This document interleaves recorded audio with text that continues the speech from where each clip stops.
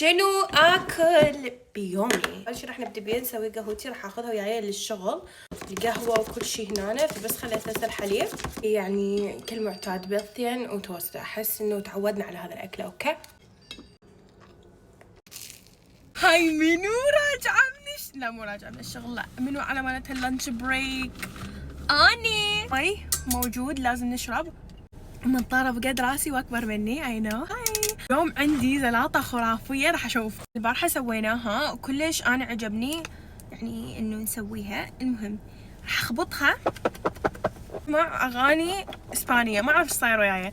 المهم تم خبطها بنجاح. هسه نقدر. هاي زلاطة بيها حمص، فeta تشيز، اوليفز، بيها طماطة، بيها خيار، بيها ليمون، بيها كرفس. اني سويتها البارحة لان قلت اوكي يلا نجرب فد سلطة جديدة، وشفت هاي قلت كلش سهلة وسريعة وكلش فريش.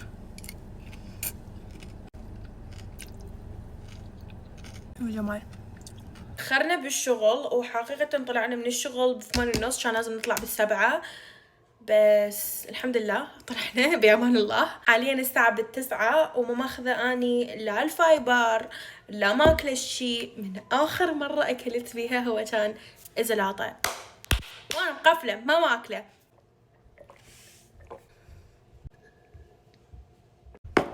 اللي سويته عندنا هاي الرايس كريسبي، وسويت افوكادو، نص افوكادوية وياها شويونة ملح وليمون، شويونة فeta تشيز، حم لانشون سيرفينج. هذا يطلع بيه فد 110 كالوري. يعني طول اليوم اشتغل ومتحركة وهاي، فلازم اكل. وراح اكل هاي النص موزة،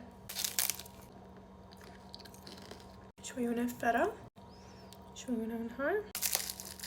هروح اكل. وهذا كان فيديو اليوم، اشوفكم فيديو ثاني. باي باي باي.